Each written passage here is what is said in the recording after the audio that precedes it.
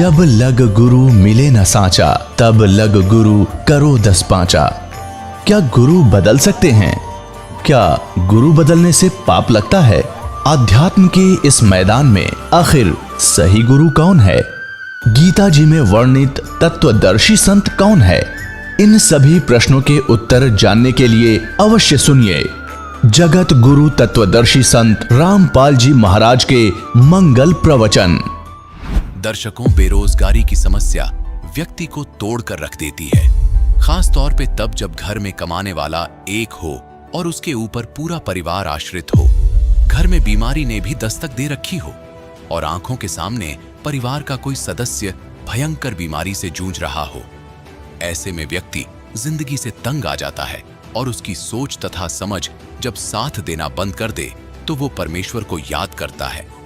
ईश्वर में आस्था रखने वाले अमर चक्रधारी जी, जो कि महाराष्ट्र पुणे में रहते हैं, एक समय पर उनका जीवन ऐसे मोड़ पर आ गया था जब उनकी जेब में केवल 500 रुपए रह गए थे और ये अपने छत्तीसगढ़ के मूल गांव में लौटने का विचार बना चुके थे। लेकिन उन्हें विश्वास था परमेश्वर पर, प्रभु की महिमा पर।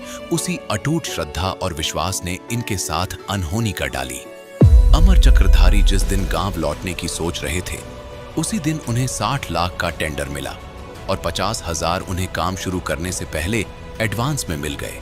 ये चमत्कार हुआ इनके गुरुदेव संत रामपाल जी महाराज की असीम कृपा से, जिनके द्वारा बताई गई सतभक्ति अमर चक्रधारी जी कर रहे थे। जैसे जैसे समय आगे बढ़ा, अमर चक्रधारी जी का आर्थिक विकास होता चला गया। आज इनके पास करोड़ों की संपत्ति है, 3 मंजिला मकान और 8 लाख की गाड़ी है। जाने कैसे रोड पर आ चुका इंसान बना करोड़पति। सुनिए इन्हीं के द्वारा इनकी पूरी आप बीती। जी नमस्कार। नमस्कार सर जी। क्या नाम है आपका? अमर चक्रधारी भगत जी। कहाँ से आए हैं आप? सर वैसे तो छत्तीसगढ़ से हूँ, मगर रहता महाराष्ट्र पुणे में। संत रामपाल जी महाराज से नाम दीक्षा लेने से पहले आप क्या भक्ति साधना करते थे? सर संत रामपाल जी महाराज की भक्ति करने से पहला मैं संतोषी माता का व्रत रखता था और ऐसे जो पारंपरिक हमारे छत्तीसगढ़ में जो पूजाएं होती थी, अपना गणेश पूजा और नवरात्रि, ये सभी अपने पूजा करते थे। सर जो हिंदू धर्म में पारंपरिक पूजाएं होती है, वो सभी प्रकार की पूजाएं आप कर रहे थे, तो फिर आपको संत रामपाल जी महाराज से नाम दीक्षा लेने की क्या जरूरत आन पड़ी? सर ये सब पूजा करते हुए भी अपने को ये खाली कुछ भी लाभ नहीं होता था भगत। इतने सारे अपन पूजा करते थे मगर अपने हाथों में कुछ भी नहीं आता था। बहुत सारी पूजा करने के बाद ऐसा दिखता था नहीं था कि अपने को कुछ लाभ हुआ हो अपनी ज़िंदगी। इसलिए थोड़ा सा कि पिताजी ने हमको ये बोला कि भाई ऐसा ऐसा भक्ति है तो आप करके देखो। तो हम वो बार बार इग्नोर करते थे कि हाँ इस बाबा के चक्कर में पड़ेंगे और अपना ठीक है, इतना अपना अच्छा चल रहा है। तो पिताजी फिर भी बार बार हमको प्रेशर करते थे, नहीं भाई कर लो। तो मैंने ऐसे एक बार चैलेंज कर दिया था, नहीं तुम्हारा गुरुजी चलो, मुझे तो टाइम नहीं मिलता। 7 बजे से सुबह काम पे लगने के बाद 7 बजे तक काम करता हूँ और तुम्हारा गुरुजी क्या मुझे खाने पीने को थोड़ी ना देगा। टीवी लेने के लिए बोलते हैं, टीवी लेने के लिए क्या तुम्हारा गुरुजी पैसा देगा क्या? तो पिताजी ने भी ऐसा ही बोल दिया कि हाँ क्यों नहीं देगा, अपना गुरुजी सबको देता तो तुमको भी देगा। ठीक है, मैं तुम्हारे गुरुजी को देखता हूँ और मैं बोलता हूँ, फिर मैं लेता हूँ, यानी कि टीवी आपका गुरुजी पैसा दिया। तो बाद में क्या हुआ भगत जी, मैंने टीवी ली। भगत जी फर्स्ट टाइम ही मेरे को, जब भी मैंने मेरे पिताजी के बोलने से मैंने वो सब किया, बाद में मुझे 3 लाख रुपए का 3 महीने में ऐसा लाभ हुआ। तब उस समय मैं जुड़ा नहीं था। बाद में मेरे दिल में ऐसे जगह बन गई, यार इतना ये कैसा क्या हो गया। तो बाद में पिताजी ने मैं बोला देखो कितना तुमको अच्छा लाभ हो गया, अभी तुम क्या करो, नाम दीक्षा लो और वो भक्ति करो। तो मैं उनको झूठ मूठ का ऐसा ही बोल दिया ठीक है अपन करेंगे। बाद में मेरी शादी तय हो गई। शादी में कैसा भगत जी, छत्तीसगढ़ में मेरा शादी होना था तो मेरे शादी में 4 बकरे कटना था। 4 बकरे कटना था तो उसके जितने भी ब्लड है ना, उसमें मुझे चल के हमारा जो कुल देवता है, मेरे पिताजी को तो अलग कर दिए थे समाज से, मगर जो हमारे कुल देवता है उसमें मुझे पाँव में चल के वो निशान करके मुझे कुल देवता के पास में जाना था। तो मैं मेरे चाचा लोग को बोला कि मुझे ये नहीं होने वाला है, आप लोग कुछ दूसरा रास्ता निकालो। तो सब लोग गांव वाले बोलने वाले, घर वाले बोलने लगे नहीं ये तूने नहीं किया तो तू मर जाएगा। तो मैं बोला नहीं मुझे मालूम नहीं, मैं मर जाऊंगा जिंदा हो जाऊंगा, ये मुझे मालूम नहीं, मुझे ये अच्छा नहीं लग रहा, मुझे नहीं करना है। सब लोग ने बोला कि पहले इसका पापा पागल है इस लाइन में जुड़ने के बाद में, अभी बेटा भी कैसा रूखा रूखा बात करता है, अभी इसके घर में कुछ तो बड़ा कलेश होने वाला है। मैंने उनको बोला जो होगा देखा जाएगा, आप लोग शादी की तैयारी करो। बाद में शादी तैयारी करने के बाद में भगत जी मैं गांव गया, मेरी शादी हो गई। शादी होने के बाद में मैं अपना फिर महाराष्ट्र आ गया। महाराष्ट्र आने के बाद में मेरे पिताजी फिर फ़ोन करने लगे कि बेटा क्या हुआ है, क्या कुछ तैयारी जाते हैं। तो पिताजी का ज़्यादा ऐसा प्रेशर होने का, तो मैं बोला चलो यार इनका भी कुछ रह जाएगा मान सम्मान, चलो एक बार घूम के आते हैं। तो घूम के आने के बाद भगत जी उधर गए। बरवाला जाने के बाद में वहाँ का माहौल बहुत अच्छा लगा, मगर अपन ऐसे फॉर्मेलिटी गए थे। पिताजी हमको प्रेशर करता था और मेरी भक्तमती को भी बोला था हम नहीं उधर जुड़ने वाले, अपन खाली घूम के आ जाएंगे, इनका भी मन शांत हो जाएगा, अपन को बार बार बोलेंगे नहीं। उधर जाने के बाद ये भगत जी अच्छा सा लगा, मगर मन भी नहीं हुआ कि जुड़ जाते हैं। बाद में वहाँ का कुछ नियम था कि भाई संत रामपाल जी महाराज से आशीर्वाद लेने से पहला आपको नाम दीक्षा लेनी होती है। मैं बोला यार इतना दूर आए हैं यार, आशीर्वाद ले लेते, चलो झूठ मूठ का ना अपन नाम दीक्षा ही ले लेते, परमात्मा चलो आशीर्वाद है कुछ तो अपना अच्छा कुछ हो जाए बोल के अपन जुड़ गए। चलो जुड़ जाते, देखेंगे आगे कुछ होगा देखी जाएगी। तो मैंने नाम दीक्षा ले ली। नाम दीक्षा लेने के बाद में फिर लाइन में लगा। माइयों की तरफ से परमात्मा आशीर्वाद देते देते आए, फिर हमारी तरफ से फिर परमात्मा आशीर्वाद देते देते गए। मुझे आशीर्वाद देने के बाद में भगत फिर माइयों की तरफ में गई आशीर्वाद देने के लिए। फिर भगत लोग पंडा हटा दिए, फिर दूसरा लाइन लगा। उस लाइन में फिर मैं ज़बरदस्ती घुस के फिर एक बार परमात्मा का आशीर्वाद लिया। बाद में मुझे अच्छा सा सुकून अच्छा लगा, ऐसा लगा कि जैसे कि मुझे कुछ बोझ सर से हट गए। ये दुनिया का झंझट ही ऐसा है कि उधर कहाँ मर रहे थे, इधर ही चलो ठीक ठाक है, कुछ लफड़ा नहीं है, यहाँ सब अच्छे विचार वाले लोग रहते हैं। बाद में मैं मेरी भगतमती के पास गया कि यार चलो भाई तुम भी जुड़ जाओ, अच्छा मुझे लग रहा। फिर वो मेरे से झगड़ा करने लगी कि मैं इसी कारण तुम्हारे साथ नहीं आ रही थी, तुम मुझे मालूम था तुम जुड़ने वाले हो, मुझे झूठ मूठ कर लेके आ गए। तो सर जब आपने संत रामपाल जी महाराज से नाम दीक्षा ली, संत रामपाल जी महाराज से नाम दीक्षा लेने के बाद क्या कोई लाभ भी मिला आपको? हाँ, लाभ तो बहुत सारा मिला सर जी। जब हम लोग महाराष्ट्र आए, मेरी भगतमती प्रेग्नेंट थी। मेरा ये लड़का होने के बाद में भगत जी उनका एक स्तन से दूध आना बंद हो गया।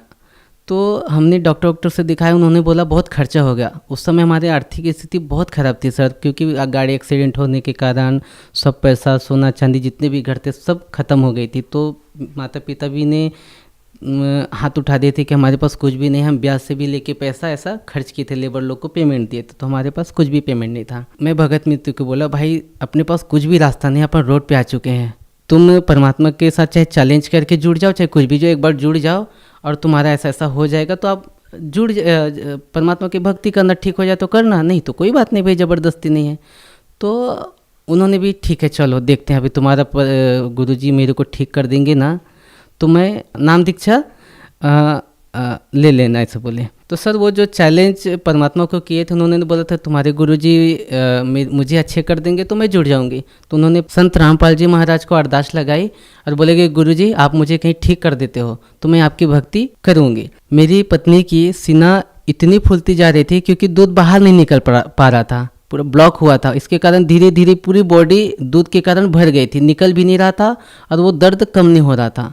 बाद में संत रामपाल जी महाराज को चैलेंज किया कि आप मुझे बिना पैसे के यदि ठीक हो जाता है तो आपके संत रामपाल जी महाराज से मैं नाम दीक्षा ले लूँगी। तो मैं बोला ठीक है, आपके संत रामपाल जी महाराज सब ठीक करेंगे, आप पहले दीक्षा ले लो। उन्होंने अरदास लगाई, भगवान आप मेरी ये प्रॉब्लम है सॉल्व कर दो, हमारे पास पैसा कुछ भी नहीं, हमारी आर्थिक स्थिति खराब है, डॉक्टर भी ऑपरेशन के लिए बोल रहे हमारे पास पैसा भी नहीं, हमारी आर्थिक स्थिति भी बहुत खराब है, आप हमारे ऐसा हमारा प्रॉब्लम सॉल्व हो जाएगा तो मैं आपकी भक्ति करूँगी।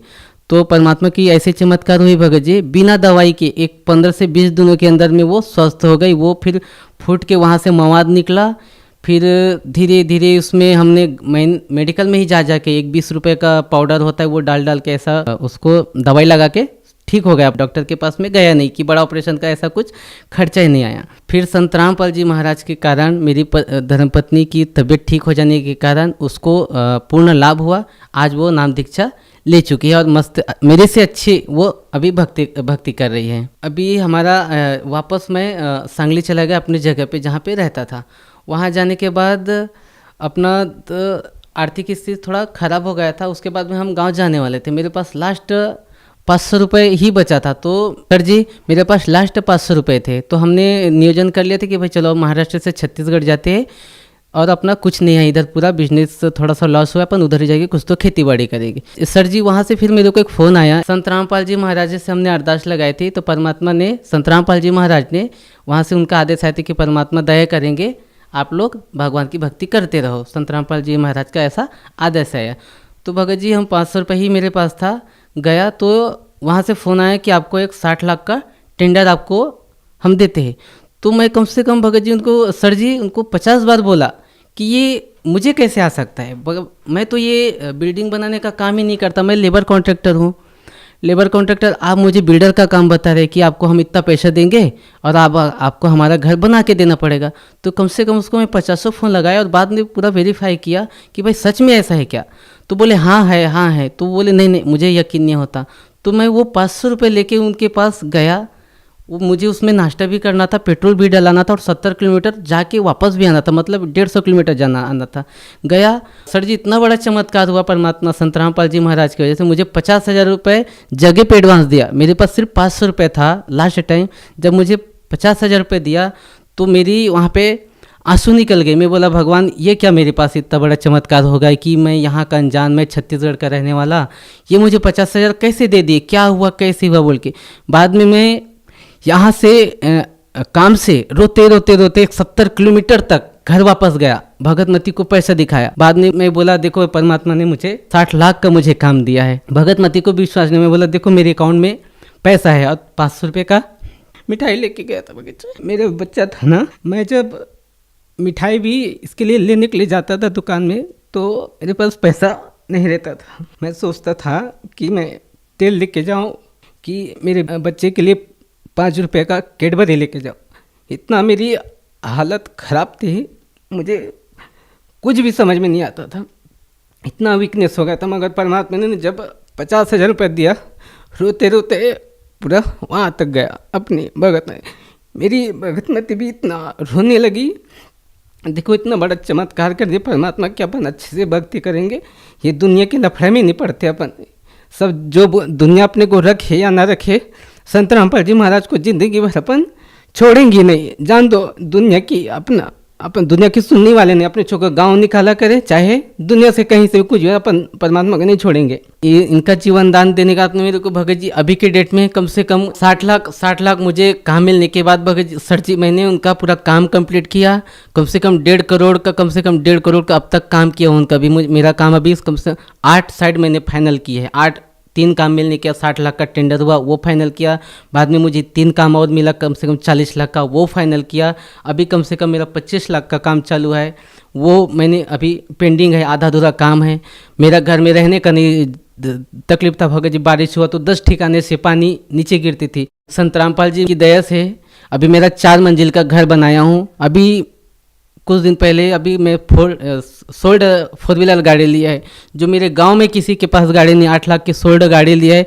पूरे गांव वाले बोलते हैं कि भाई इनके पास क्या सोने का खान मिला है। मगर उनको बोलते सर जी कि भाई संत रामपाल जी महाराज के शरण में आने के बाद में हुआ थोड़ा तकलीफ हुआ स्टार्ट में। परमात्मा अपनी वाणी में बोलते हैं कि धीरे धीरे रे मना धीरे सब कुछ होए, माली सिंचे 100 घड़ा ऋतु आए फल होए। सर मैं लूट पिट चुका था, सिर्फ मैं लास्ट में मेरा 500 रुपये ही था। परमात्मा की दया, संत रामपाल जी महाराज की दया की वजह से 60 लाख का मुझे काम मिला। अभी मेरे करोड़ों का बिजनेस चालू है, 4 मंजिले का घर टिका लिया हूँ। मेरे गांव आसपास, मेरे गांव में क्या सर जी, आसपास की एक 20 किलोमीटर 50 किलोमीटर आप भी घूमेंगे तो किसी का 4 मंजिल मकान नहीं है। सोल्ड मैंने गाड़ी ले ली अभी परमात्मा की दया से, संत रामपाल जी महाराज की दया से।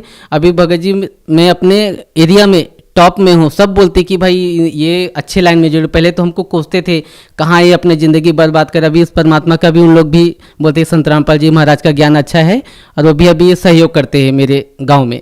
आपको मैं एक और बात बताना चाहता हूँ, जब हम गांव में रहते थे तो हमारा दारू का धंधा था, चिकन मटन का धंधा था, बकरी बेचते थे, मुर्गी बेचते थे, कबूतर, ये सब चीज़ बेचते थे। हम क्या करते थे, 10 दारू की जो बोतल रहती थी उसको हम खोल के 10 का उसमें पानी डाल के उसको 15 बनाते थे और उसको सही तरीके से लेबल वेबल लगा के सब बेच देते थे, मतलब 2 नंबर का काम सब करते थे। फिर सिगरेट पीता था मैं, इतना सिगरेट पीता था कि मेरे हाथों से सिगरेट हटती नहीं थी। जब तक मेरा 2-3 पैकेट 4 पैकेट ख़त्म नहीं होता था, 12-1 बजे 2-2 3-3 बजे तक जगता था। सर हमको टेंशन आ गई थी कि परमात्मा संत रामपाल जी महाराज के नियम में लिखा था तुमको यही नहीं करना, तुमको शराब नहीं बेचना, कुछ ये बकरे नहीं बेचना, बकरी नहीं काटना, ये नहीं करना। तो हमको टेंशन आया कि हमारा घर गृहस्थी कैसे चलेगा। संत रामपाल जी महाराज की दया से अभी ऐसा दया भगत जी, मेरा भी करोड़ों का बिजनेस है। सब धंधा वो गोरख धंधा छोड़ने के बाद में अभी देखो भगत जी, मेरे एरिया में परमात्मा ने मुझे शिखर पे पहुंचाया। अभी मुझे 1 रुपए की कहीं किसी से हाथ फैलाने की किसी की गरज नहीं है कि मैं किसी से 5 रुपए मांगू या 10 रुपए मांगू। परमात्मा ने मुझे शिखर पे पहुंचाया है। सर जी मैं परमात्मा मैं अपने संत रामपाल जी महाराज के लिए ये शब्द उच्चारण करता हूँ, क्योंकि मेरा भगवान और सब कुछ मेरा संत रामपाल जी महाराज। मुझे तो पता नहीं कि कौन क्या है, मगर मेरे लिए संत रामपाल जी महाराज मेरे लिए भगवान है। सर आप भगत समाज को क्या संदेश देना चाहते हैं? सर भक्त समाज को क्या संदेश दूंगा कि मेरा देखो ना सर जी, मेरा पहला कैसा था, हम लोग इतने दारू बेचते थे, सब बुरी सी बुरी धंधा करते थे, फिर भी हमको बरकत नहीं मिली। मगर संत रामपाल जी महाराज के शरण में आने के बाद में पूरी बुराई छूट गई और मेरा 500 रुपये लास्ट था। अभी परमात्मा ने उसको करोड़ों में परिवर्तन किया। ये मेरे साथ में लाभ हुआ है, चमत्कार हुआ है मेरे साथ में। तो आप भी आइए परमात्मा के संत रामपाल जी महाराज के शरण में और अपना जीवन कल्याण कराइए। जी बहुत बहुत धन्यवाद।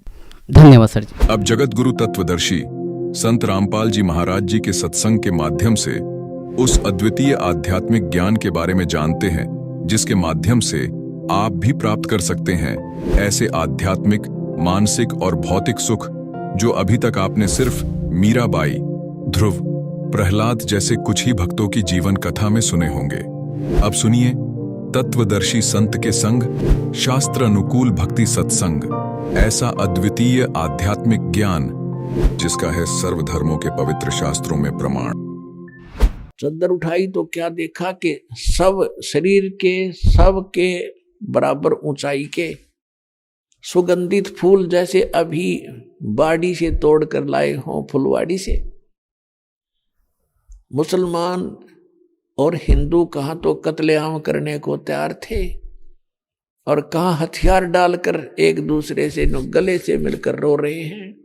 जिन जैसे बच्चों के माँ बाप मर जाते हैं, इतना दुख मान रहे हैं और कोस रहे हैं अपने आप को, हम कितने नीच थे, हम कितने दुष्ट हैं, हम भगवान अल्लाह को पहचान नहीं सके। एक चद्दर हिंदुओं ने ले ली, एक चद्दर मुसलमानों ने। आधे फूल भगवान ने जो वहां रखे थे वो तो सहसरी चले गए, आधे हिंदुओं ने ले लिए, आधे मुसलमानों ने। और बिजली खां पठान का वो राज्य था, उसने वहां हिंदुओं ने आधे फूल लेकर वहीं यादगार बना दी, वहीं पर मुसलमानों ने आधे फूल चद्दर ले एक चद्दर लेकर यादगार बना दी। ये दास देख रहा है, आपको दिखाते भी हैं।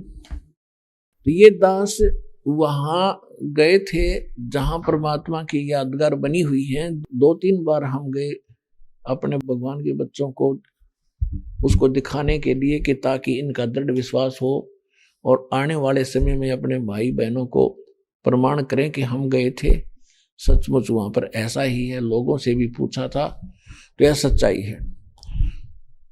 तो उसमें क्या बना रखा है कि दोनों यादगारों में ज्यादा से ज्यादा 100 फुट का स्थान है। ये देखिएगा, ये है मेन गेट, शादला गेट है ये। हाँ ये है, ये तो है मुसलमानों ने बना रखी है यादगार, और ये है हिंदुओं ने बना रखी है। इनके बीच में एक ये द्वार है वहां तक, ये वाली थोड़ी सी, और इसमें ग्रिल लगा रखी है।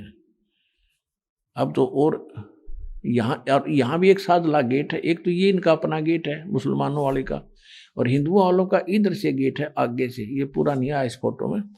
और फिर इनमें आपस में आने जाने के दर्शक आते हैं, तो यहाँ भी ये गेट है सामने।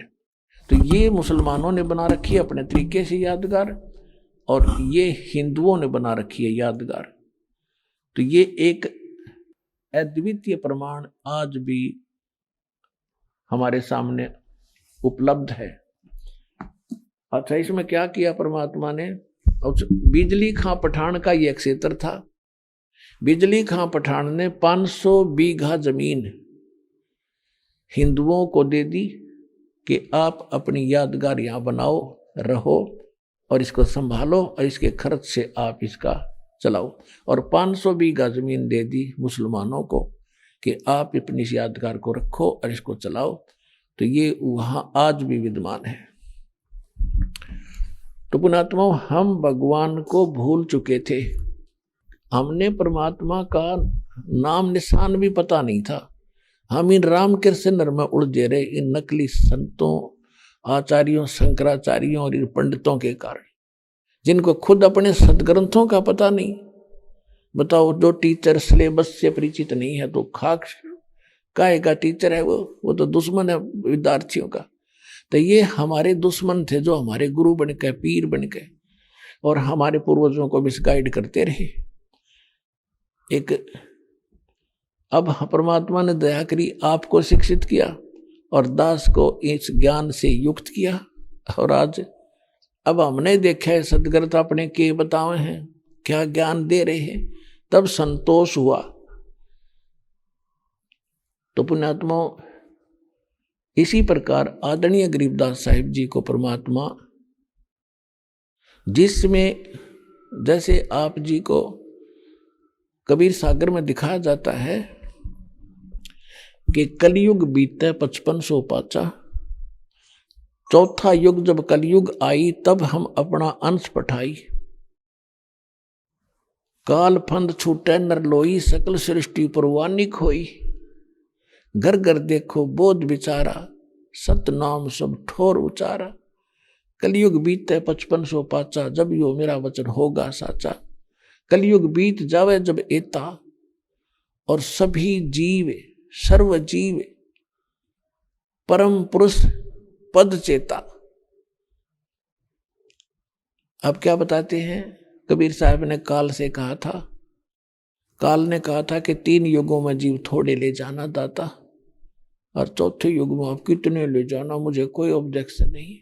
फिर जब परमात्मा ने कहा था ठीक है तथास्तु, तो काल फिर उसी समय बदल गया गिरगिट की तरह, कहने लगा चौथे युग में बेशक आ जाइयो अपने जीव निकालने के लिए। कलयुग में इनको ऐसा कर दूंगा, ये भगवान का नाम निशान भी भूल जाएंगे। इनको सारा उल्टा ज्ञान से भर दूंगा, 12 पंथ चला दूंगा तेरे नाम पे, और अनेक पंथ चलाऊं या विद जीवों को भरमाऊं। और बेशक जाइयो जोग जीत संसारा, जीव न माने कहा तुम्हारा, जीव तुम्हारा कहा न माने, और हमारी ओढ़ हो बाद बखाने। मेरे वकील बनेंगे, तुम जब जाओगे तुम्हारा हंस जाएगा। पहले अंश हमारा जाई, पीछे हंस तुम्हारा जाई। पहले मैं अपने दूत भेजूंगा, काल कह रहा था, और सब ने भ्रमित कर दूंगा। ऐसा कर दूंगा कि तुम्हारा कोई जाएगा, जब तुम जाओगे तो मेरे वकील बनकर तुम्हारे साथ झगड़ा करया करेंगे। परमात्मा बोले अब मेरी सुन ले। चौथा युग जब कलयुग आई, तब हम अपना अंश पठाई। काल फंद छूटे नर लोई, शुक्ल सृष्टि परवानी खोई। वो तो पूरा जोर लगा रहा था, ऐसा कर दूंगा, ऐसा कर दूंगा, इनको 20 भागा में बांट दूंगा, हिंदू मुस्लिम सिख ईसाई और पता नहीं कितने। और परमात्मा ने कहा कि मेरी सुन ले, चौथा युग जब कलयुग आई, तब हम अपना अंश पठाई। काल फंद छूटे नर लोई, सकल सृष्टि परवानी कोई। पूरा विश्व नाम लेगा हमारा। यह काल के गले नहीं उतरे थी, कैसा कर दूंगा, वो कैसे हो सकते हैं। फिर कहते हैं घर घर देखो बोध विचारा। बोध माने ज्ञान, मेरे यथार्थ ज्ञान का घर घर में चर्चा चला करेगी, घर घर में मेरा ज्ञान पहुंचेगा। और सत नाम सब ठोर उचारा, सत नाम का सबको जाप दूंगा, सब जाप किया करेंगे। और फिर परमात्मा ने कहा कि कलयुग बीते 5500 पाचा, तब ये मेरा वचन होगा साचा। जो आज मैं लिख रहा, धर्मदास जी को बता रहे थे परमात्मा कि मेरी और काल की ऐसे वार्ता हुई थी। और जो मैं आज बोल रहा हूं 600 वर्ष पहले, धर्मदास आप लिख रहे हो सुख संवेद में, सब संवेद में, ये वचन उस समय पूरा मेरी सच्चाई सी दिखेगी, सच्चा होगा उस समय, ये सत्य होगा जब कलयुग 5505 बीत जाएगा। तब तक तो इन्हों सोचेंगे ये वैसे बकवास कर रखी है, ऐसा कुछ होने जा ही नहीं रहा। और अब 5505 जब कलयुग बीता 1997 में, उसके बाद ही आपके सामने समक्ष है ऐसा ज्ञान, अब सारे किले ढा के दर देगा। इस काल के जितने इसने जुगाड़ जोड़ रखे नकली,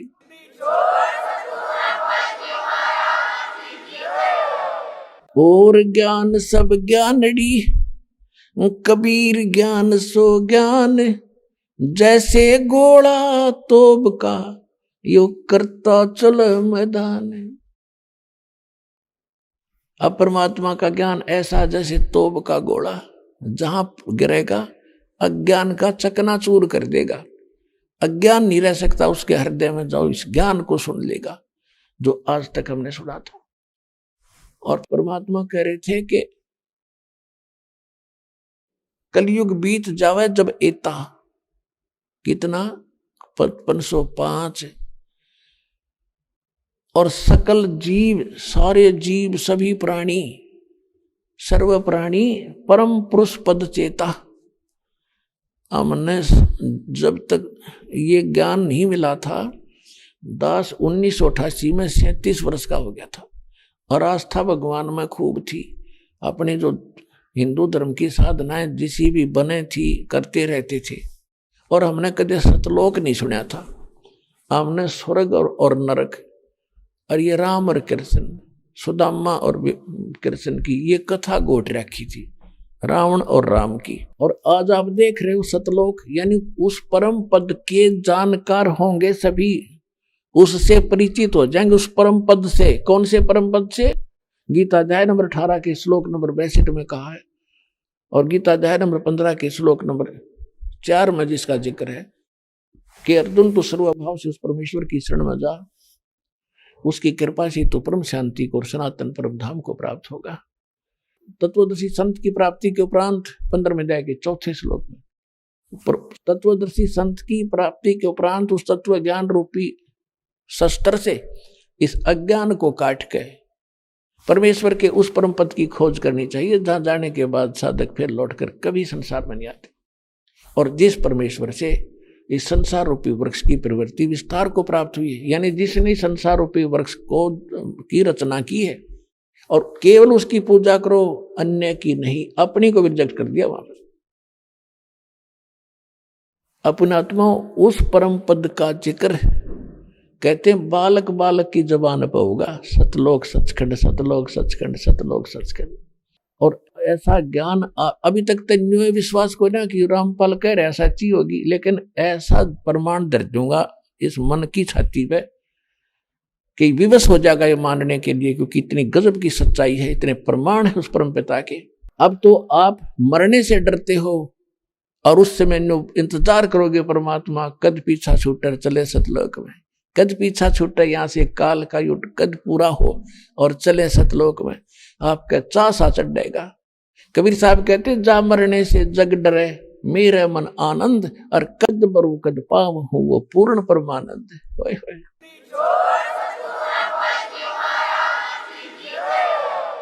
इस ज्ञान को श्रद्धा से सुनते रहना, ये सच्चाई है। आज ना कल, कल ना परसों, 2 वर्ष 4 वर्ष में कति 100% सत्य होगी। यह सत्य तो है ही, वो असत आगे अड़ी हुई है ज्ञान, वो धीरे धीरे खत्म हो जाएगा, और फिर आपको 100% विश्वास करा दिया जाएगा कि वो ऐसा स्थान है जहां हम पहले रहते थे, क्योंकि भगवान ने बताई है ये कहानी। ये जीव की बनाई हुई दंत कथा नहीं है, और गॉड गिवन जो ज्ञान है वो झूठा नहीं हो सकता। पहला तो विश्वास का आपको ये पॉइंट याद रखना, और दूसरे फिर परमात्मा कच्चा काम नहीं करता। 6 गवाह तैयार कर रखे हमारे लिए कितनी दया बख्शी दाता ने, अपनी 6 प्यारी आत्माओं को सचखंड लेकर वापस छोड़ा, अपना गवाह बना दिया, साक्षी बना दिया कि बेटा बताइए मेरे बारे में इनको। आदरणीय धर्मदास साहिब जी को, आदरणीय मलुकदास साहिब जी को, आदरणीय नानक साहिब जी को, आदरणीय दादू साहिब जी को, आदरणीय गरीबदास साहिब जी गांव चुरानी जिला झज्जर वाले को, हरियाणा वाले को, आदरणीय घीसादास साहिब जी को, गांव खेखड़ा बागपत वाले को, और आदरणीय स्वामी रामानंद जी काशी वाले को, इन सब को परमात्मा ले गए और वापस छोड़ा, अपने गवाह बना के छोड़ दिया। तो भगवान बतावे, आंखों देखा हुआ महान आत्मा बतावे, और फिर भी कोई ना समझे तो फिर वो तो बुद्धू है, फिर मूर्ख है, उसको तो फिर पार भक्ति के योग्य प्राणी नहीं है। अब क्या बताते हैं, सन 1518 संवत 1575 में परमात्मा मगर से शरीर छोड़कर चले गए। अब ये प्रथम चरण है इस कलयुग का। आपने कबीर सागर कबीर वाणी चैप्टर में बोध सागर के अंदर आपको दिखाया बहुत बार, उसमें कहा है कि 12 पंथ काल फुरमाना भूले जीव न जाओ ठिकाना। तो उसमें सभी पंथों का ज्ञान देकर 12वां पंथ जो गरीबदास पंथ है उसके विषय में बताया है कि संवत 1774 हुई, वैसे उसमें गलती से 75 है। ताज दिन प्रेम प्रगटे जग सोई है। फिर बताया है कि जो 12वें पंथ का प्रवर्तक होगा वो गरीबदास होगा, उसके माध्यम से 12वें पंथ प्रगट हो बाणी, और शब्द हमारे का निर्णय ठानी, अस्थिर घर का मर्म नहीं पावे, और ये 12 पंथ हमी को था। यानी गरीबदास जी की वाणी के द्वारा मेरी वाणी दोबारा से प्रगट होगी, मेरी यथार्थ ज्ञान। तो गरीबदास जी के ग्रंथ साहिब में परमात्मा कबीर जी की महिमा कलम तोड़ डाल रखी है, लिख रखी है। सच्चाई जो परमेश्वर ने स्वयं उस कबीर सागर में बताई है वो जो की तो मिलती है। और फिर क्या बताया है कि 12वां पंथ गरीबदास पंथ होगा। काल कहता है कि 12 पंथ करूं मैं साजा, नाम तुम्हारा ले करूं आवाजा। 12 पंथ नाम जो ले ही वो हमरे मुख आन समोई, कि मैं 12 पंथ तेरे नाम से चलाऊंगा और 12 वो दूत अपने भेजूंगा, और सभी कबीर कबीर करेंगे, जैसे सचखंड सतलोक करेंगे, लेकिन ज्ञान सारा उल्ट, नाम सारे गलत, वो मेरे ही मुख में रह जाएंगे। तो वहां परमात्मा कहते हैं 12वें पंथ फिर हम ही चलावें। वहां पर धर्मदास जी चिंतित हो गया। धर्मदास जी चिंतित हो गया क्योंकि परमात्मा ने कहा था कि धर्मदास मेरी लाख दुहाई, और ये मूल ज्ञान और मूल मंत्र सार नाम की तबार ना जाए। ये मूल ज्ञान बाहर जो पढ़ी बिजली पीडी हंसनी तरही, ये सार नाम बाहर जो पढ़ी बिजली पीडी हंसनी तरही। धर्मदास मेरी लाख दुहाई, और ये सार नाम की तबार ना जाए। और सार नाम और मूल ज्ञान तब तक छुपाई जब तक ये 12 पंथ ना मिट जाए। तो धर्मदास जी चिंतित हो गए कि हे भगवान, इस सार नाम और सतनाम से तो मोक्ष बताओ आप, और उधर से मेरे को 42 वंश का आशीर्वाद दे दिया कि तेरा 42 वंश पीढ़ी चलेगी, तो आपके बच्चे कैसे पार होंगे दाता। आपने मुझे मना कर दिया है कि उनको कोई उपदेश नहीं देना, केवल प्रथम मंत्र ये 5 नाम देने थे जो दास आपको प्रथम मंत्र में देता है। बीच बीच वाले ये देने का आदेश दाता ने उस समय दिया था, प्रथम और लास्ट नहीं था, क्योंकि वो समय मोक्ष का नहीं था।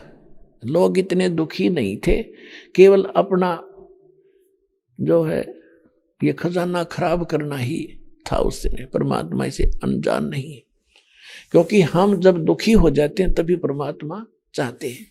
तो अब परमात्मा को मालूम था सतयुग त्रेता द्वापर तक इनके पुण्य रहेंगे साथ में, और ये जो भी साधना कर रहे होंगे रामकृष्ण हनुमान की, इनको लाभ तो होगा प्रारब्ध की किस्मत अपनी किस्मत से, और ये न सोचेंगे इस भक्ति से हो रहा है।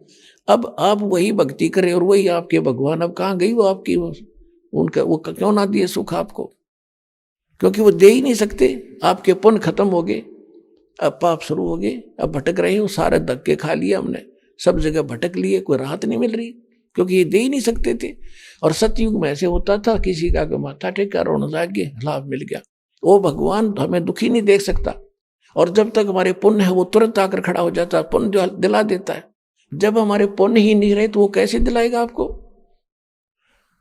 तो अब परमात्मा ने ये समय सेलेक्ट किया था कि इतना ये कति खाली हो लेंगे और फिर चाहोगे मेरे को, और सब जगह काल के दूतों के पास भटकलेंगे, वहां राहत मिलेगी। और जो मैं अपना दास भेजूंगा वहां ये जाओगे, जानदे सुख पाओगे, तो आप समझ जाओगे, फिर मेरे से चिपक जाएंगे मेरे बच्चे। परमात्मा ने कहा था, वो बहुत चिंतित हो गया धर्मदास। तब परमात्मा ने कहा था कि जब 12वां पंथ चलेगा काल का गरीबदास जी के द्वारा, उसके क्योंकि गरीबदास जी और सारे जितने भी पंथ प्रवर्तक थे, इन 12 पंथा के मुखिया या उनमें जो बच्चे काल में फंसा लिए, वो सारे तो भगवान के बच्चे हैं।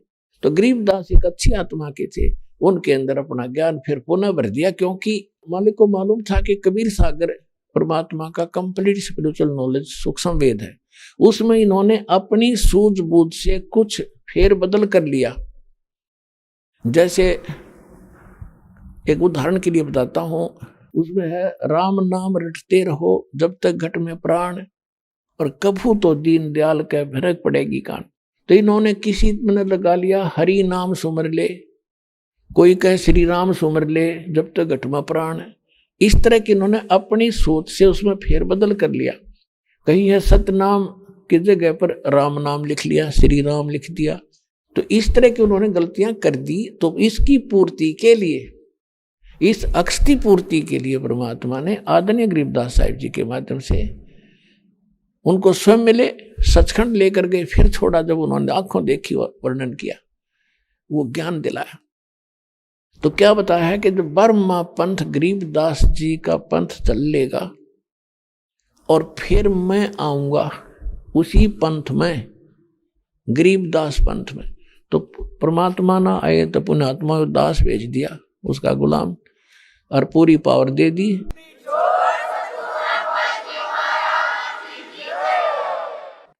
और उस समय परमात्मा ने कहा था कि धर्मदास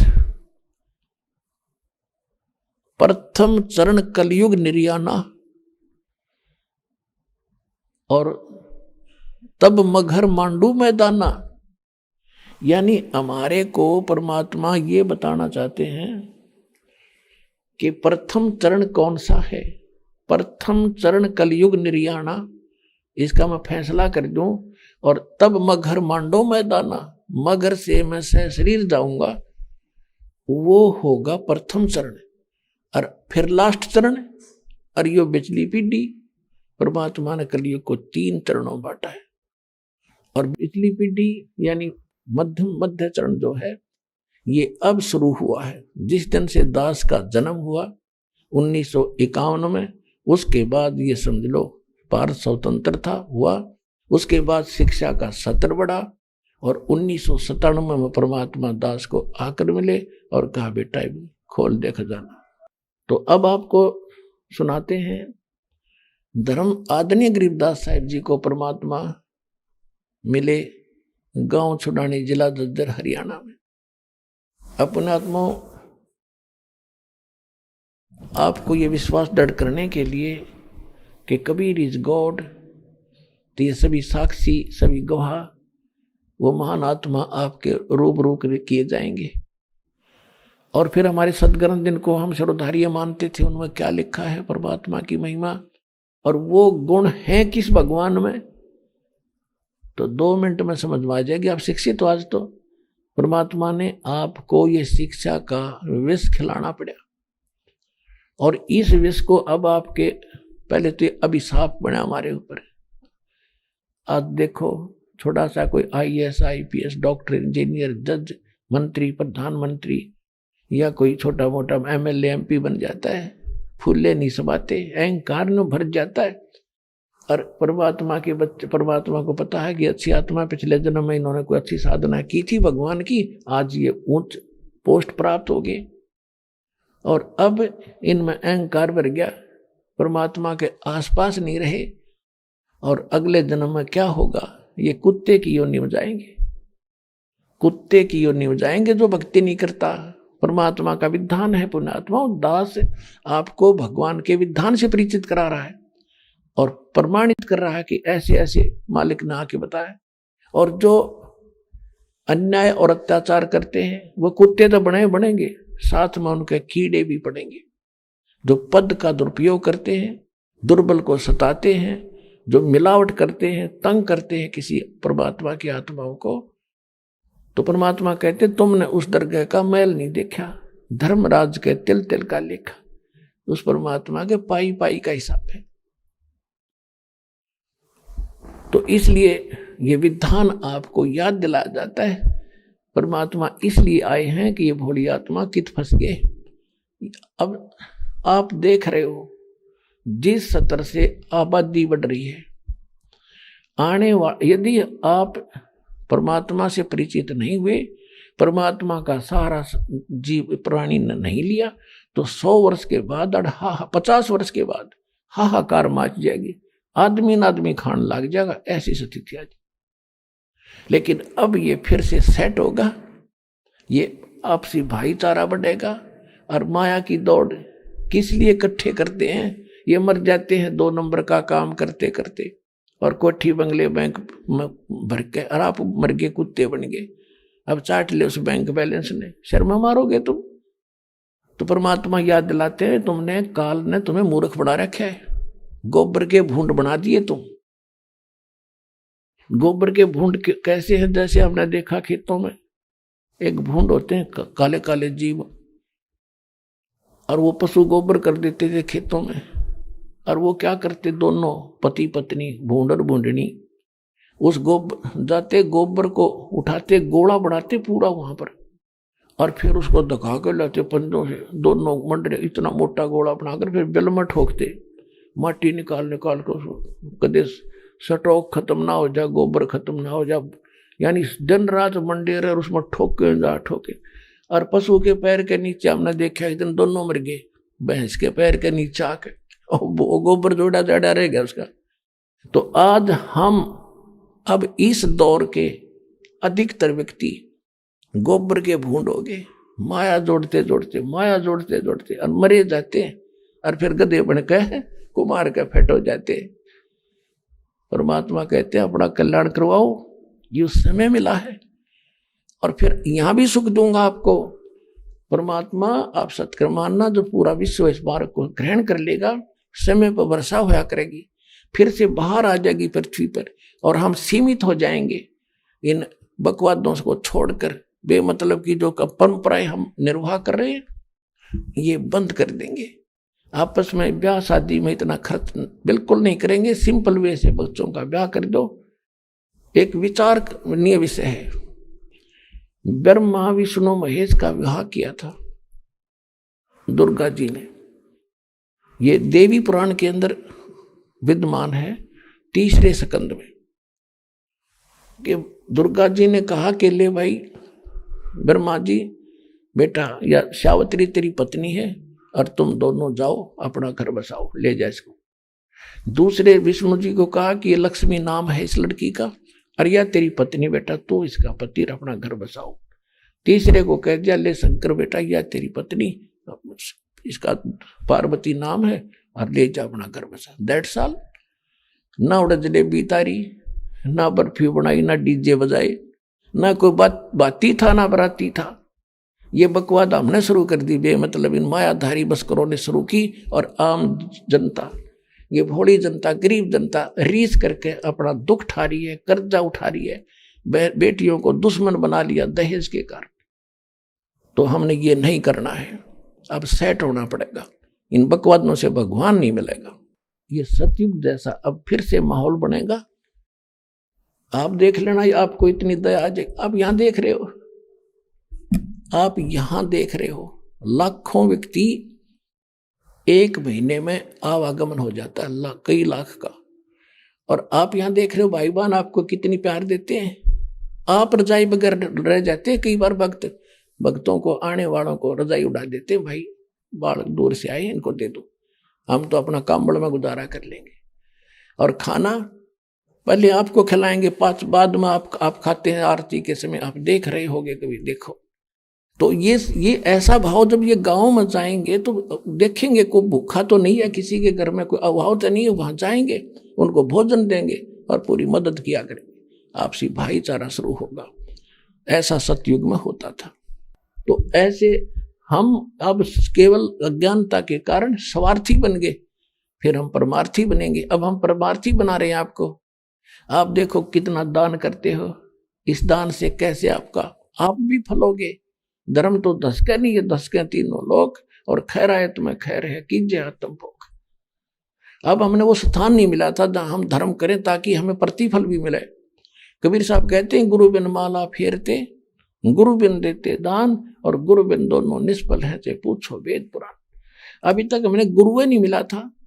निगरे को, कुपात्र को, झूठे गुरु को दान करने से भी कोई फल नहीं होता, वो लाभ नहीं मिलता आपको। जो गुरु पूर्ण हो, सच्चे गुरु से के शरण में नाम लेकर के श्रद्धा से भक्ति दान करने से उसका प्रतिफल घना मिलता है। तो वो स्थान अब आपको प्राप्त हुआ है। इसमें दोनों हाथ दान करो और फिर देखना। अब देखो कुछ कथाएं हम पहले भी सुना करते थे। सुदामा एक पंडित था, ब्राह्मण था, परमात्मा के ज्ञान से भी परिचित था और घना गरीब था, और उसने श्री कृष्ण के साथ वो सहपाठी रहा था, उनका क्लास फेलो भी था।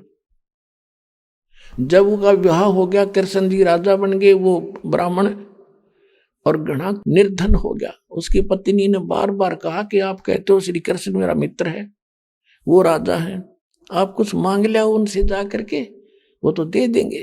तो सुदामा ब्राह्मण था, पंडित था, ने बोला ब्राह्मण का काम मांगना नहीं, मर जाऊंगा पर मांगूंगा नहीं। अब को कहता मैंने कभी दान नहीं करा कि तब पूर्व जन्म में, इसलिए मैं निर्धन हूं। वो भगवान के विधान से परिचित था कि मैंने पिछले जन्म में कोई दान नहीं कर रखा, जिस कारण से आज मेरी स्थिति ये है। तो पुण्यात्माओं, कहने का भाव ये है कि हम निर्धन क्यों हैं कि हमने पहले दान नहीं कर रखे। अब परमात्मा भी कहते हैं, देते को हर देत है, जहां तहां से आने, अनदेवा मांगत फिरो, फिर साहिब सुने ना काने। एक व्यक्ति तो कार में चल रहा है और एक वहां पर कागज चुग रहा है, कप कागज, और एक भीख मांग रहा है, और उससे कोई कह दिए बाबा दिए, लोग चल चल। तो परमात्मा कहते हैं आपने पिछले जन्म में दान नहीं कर रखा है, जिसलिए आज घसियारे बन गए आप। अब परमात्मा ये भी कहते हैं कि दान भी करो और भक्ति भी करो, दोनों करने पड़ेंगे। क्योंकि जैसे बीज बो दिया, बीज फसल बो दी और खाद पानी डाला नहीं, तो क्या फायदा उस बोने का। तो हमने ये सारे प्रोसेस अपनाना पड़ेगा, प्रोसीजर सारा ही इस भक्ति रूपी पौधे को, फसल को परिपक्व करने के लिए। तो नाम तो बीज है, ये मंत्र। अभी आपने सुने संत रामपाल जी महाराज के मंगल प्रवचन। आइए अब सुनते हैं संत रामपाल जी महाराज से नाम दीक्षा लेकर सतभक्ति करके अद्भुत लाभ प्राप्त करने वाले अनुयायी के विचार। दर्शकों, जानलेवा रोग कैंसर से बच पाना बेहद कठिन है, या यूं कहें कि नामुमकिन ही है। चिकित्सा विज्ञान में निरंतर शोध और नए उपचारों के विकास के बावजूद भी वह इसका टिकाऊ समाधान नहीं ढूंढ पाए हैं, जिसके कारण लाखों व्यक्ति दुखी हैं। पर आज हम आपको ऐसे व्यक्ति की जीवन दास्तां से रूबरू करवाएंगे जिनके साथ हुआ चमत्कार आम जन मानस के लिए भी हैरत अंगेज है। ये हैं बैतूल मध्य प्रदेश के रहने वाले बिशन दास जी। इन्होंने अपने जीवन का काफी लंबा अरसा देवी देवताओं की भक्ति में और सतपाल जी महाराज जी की शरण में बिताया है, परंतु इन सब के बावजूद भी इन्हें चर्म रोग, बवासीर और कैंसर जैसी जानलेवा बीमारी ने घेर लिया। बहुत ही दुखद जीवन स्थिति में पहुंच चुके बिशन जी को अंत में ऐसे पूर्ण संत का पता चला जिन्होंने इनकी सभी चिंताएं दूर कर दी। जगत गुरु तत्वदर्शी संत रामपाल जी महाराज जी से नाम उपदेश लेने के बाद इनके जीवन में चमत्कारिक रूप से बदलाव नजर आए। पत्नी की प्रेत बाधा दूर हुई और इनको कैंसर, चर्म रोग, बवासीर जैसे जानलेवा बीमारियों से मुक्ति मिली। चलिए अब आपको सुनाते हैं बिशन जी का साक्षात्कार, सच्चे संत द्वारा दी गई सतभक्ति का अद्भुत चमत्कार। नमस्कार सर। नमस्कार सर जी। सर क्या नाम है आपका? बिशन दास। बिशन दास जी, आप कहाँ के रहने वाले हैं? मध्य प्रदेश MP। बिशन दास जी, संत रामपाल जी महाराज से नाम दीक्षा आपने कब ली? 11 मार्च 2014। सर, संत रामपाल जी महाराज से नाम दीक्षा लेने से पहले क्या आप कोई भक्ति साधना भी करते थे?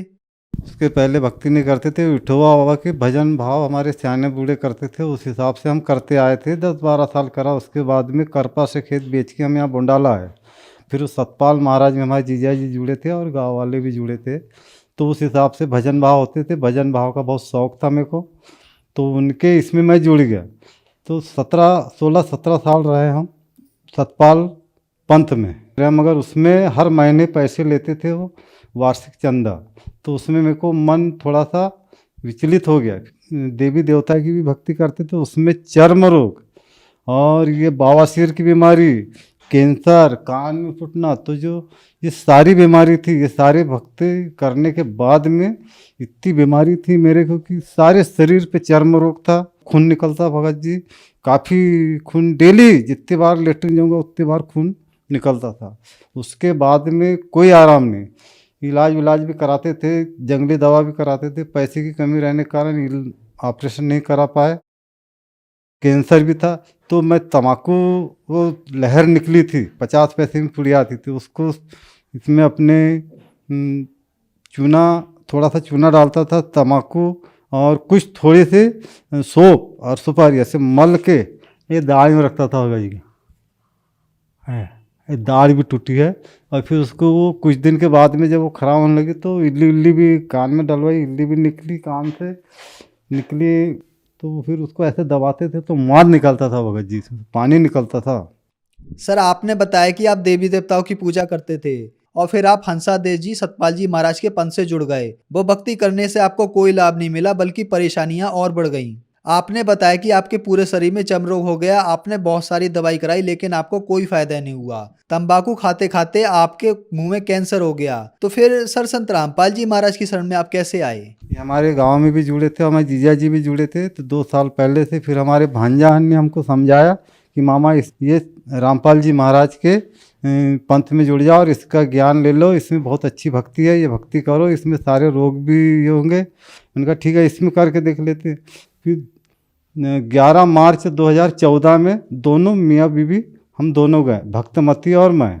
उसको भी भूत दबाते थे रात में सपना में, यानी सन 90 से देखता था मैं। सन 90 में शादी हुई हमारी, तब से देखता था रात में वो चमकती थी और वो बोलती है कि मेरे मुंडी हाथ पैर नहीं हिलते और मेरे को कोई दबा रहा है।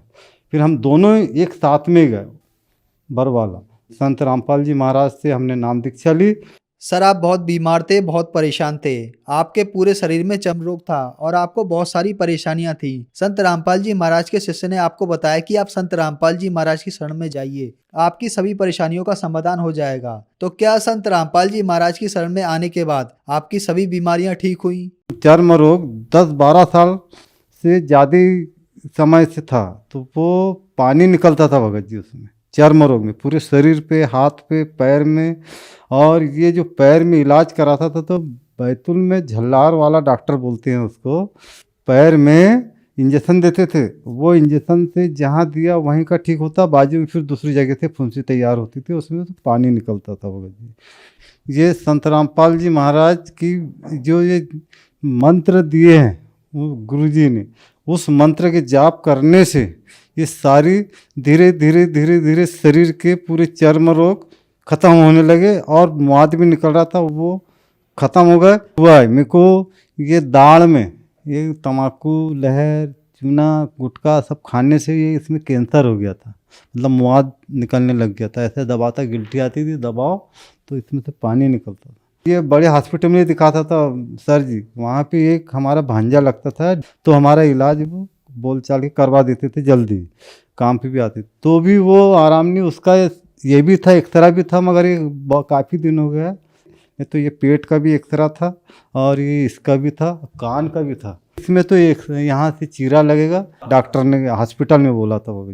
संत रामपाल जी महाराज की भक्ति करने से ये बगैर ऑपरेशन का ठीक हो गया। ये कान दर्द और कैंसर का, ये सारे रोग ठीक हो गए। अब हमारी पत्नी की जो रात में जो दबाते थे, बोले भूत दैयत जो आती थी, जो भी आते होंगे, वो अपने देखा भी नहीं, मगर उसके हाथ पैर नहीं हिलते थे और हाँ करके वो चिल्लाते रहती थी। फिर मैंने कहा क्या हुआ करके उसको हिलाओ, तब वो शांत। तो ये भक्ति करने, संत रामपाल जी महाराज की शरण में आने से भूत बाधा खत्म हो गई। मैं मिस्त्री काम करता हूँ, बढ़ई का काम करता हूँ, लकड़ी का काम करता हूँ, बहुत दिन से करता हूँ काम। ये सोफा फर्नीचर ये पल्ले सब बना लेता हूँ। मगर उस दिन पता नहीं कैसे कैसे क्या हुआ, वो मशीन ऐसी उचकी कि उचक के पेट पे लगी। पेट पे लगने के बाद में मैंने यहाँ से हाथ में दबाया, फिर मेरे को हॉस्पिटल में ले गया। फिर मैंने कुछ नहीं, सतनाम का जाप चालू से रखता था मैं। सतनाम का जाप करते करते पता नहीं संत रामपाल जी महाराज ऐसे मेरे को लिटाए, रात में सपना में मेरे को लिटाया। आप बोले लेटो बेटा, बहुत परेशान हो आप, तो मेरे को लिटाया, आके ऐसे अंडोखा से दबाया भगत सर जी। वो जब उसने दबाया तो मैंने दूसरे दिन देखा कि हाँ ठीक, थोड़ा आराम है। फिर 15 दिन बाद में फिर आए और संत रामपाल जी महाराज ने ऐसे चिमटी में खींचा, सफ़ेद कपड़े में आए बिल्कुल ऐसे यार बैठे और मेरे को लिटा दिया ऐसे हमारे वो नए मकान के कमरे में, और ऐसे चिमटी से खींचा। उस दिन से ये दर्द ख़त्म हो गया, जो कि मैं ये खाना खा के ये कड़ पे सो नहीं सकता था, इतना दर्द होता था भगत, चलने में दौड़ नहीं सकता था। और आज मैं दिन भर मिस्त्री काम करता हूँ सर जी, खाने पीने में कोई दिक्कत नहीं, दर्द नहीं, कोई बात नहीं। कैसे क्या है, 8 टाके लगे और 5 दिन में घाव भर के मेरी छुट्टी हो गई। वहाँ के डॉक्टर लोग बोलते थे सरकारी हॉस्पिटल में कि आपको ये कैसा हुआ, और ये बात अभी 4 महीने पहले की बात है। उसने बोला कि ये तुमको ऐसी कौन सी शक्ति है जो कि इतना बड़ा घाव 5 दिन में भर के आपको छुट्टी मिल गई। उसके बाद में मेरे पास मेरी भक्तमती बोलती थी कि ये झोपड़ी थी भगत जी, तो वो बोलती थी कि अपन कभी मकान बना सकेंगे पक्का। संत रामपाल जी महाराज की कृपा से अभी प्लास्टर चल रहा है, 6 कमरे का मकान बन गया, 600 स्क्वायर फीट मकान है, 25 डिसमिल ज़मीन है, बच्चे है, बढ़िया कैमरा का काम कर रहा है बड़ा लड़का, छोटा लड़का ट्रैक्टर चला रहा, सोनालिका ट्रैक्टर है, 4 चक्की की ट्राली है, गन्ना का काम चलता है। और इसके बाद में 2 गैया बच्चा है, बढ़िया आनंद से दूध अपने घर के लिए हो जाता है। संत रामपाल जी महाराज की कृपा से आज बहुत सुखी हूँ। और 7:30 बजे मैं बैतुल चल जाता था भगत जी काम करने, आज 7:30 बजे सो के उठता हूँ भगत जी, और फिर भी 10 बजे काम पे जाता हूँ। बढ़िया आराम से मस्त अपने काम करते हैं, घर पे आते हैं, सुखी परिवार है। सर, संत रामपाल जी महाराज से नाम दीक्षा लेने के बाद आपको बहुत सारे लाभ मिले। आपके पूरे शरीर में बीमारियां ही बीमारियां थी। आपने बताया कि आपको 10-15 साल से चर्म रोग था, आपके पेट में दर्द होता था, आपको कैंसर हो गया था और आपके कान से भी मवाद आता था। बहुत सारी बीमारियां थी आपको, आप अपनी जिंदगी से बहुत ज्यादा दुखी थे। तो फिर आप संत रामपाल जी महाराज की शरण में आए और संत रामपाल जी महाराज ने आपको इन सभी बीमारियों से निजात दिलाया। एक बीमारी का इलाज तो संत रामपाल जी महाराज ने खुद आपके पास आके किया। तो जो श्रद्धालु आज आपको देख रहे हैं वो भी किसी न किसी बीमारी से ग्रस्त है, खास करके वो लोग जो आज कैंसर के मरीज है, कैंसर के अस्पताल भरे हुए हैं, उनके लिए आप क्या कहना चाहेंगे? क्या वो भी संत रामपाल जी महाराज से नाम लेकर ठीक हो सकते हैं? ठीक हो सकते हैं। ये संत रामपाल जी महाराज के ज्ञान ऐसी है, भक्ति ऐसी है, इस भक्ति करने से कैंसर, लकवा, टीबी, ये सारे रोग से ये संत रामपाल जी महाराज डॉक्टर भी है और मास्टर भी है। तो हम ये बोलते हैं जो सतपाल महाराज में भी जुड़े वाले हैं, जो भी संत हैं और उनके जो भगत हैं वो सच्चिदानंद बोलते हैं, और वो सच्चिदानंद वाले भाई लोग सारे संत रामपाल जी महाराज के शरण में आकर के अपना कल्याण करवाओ। और सबसे अच्छा यही एक रास्ता है और यही भक्ति है और यही मुक्ति है। धन्यवाद सर। साहब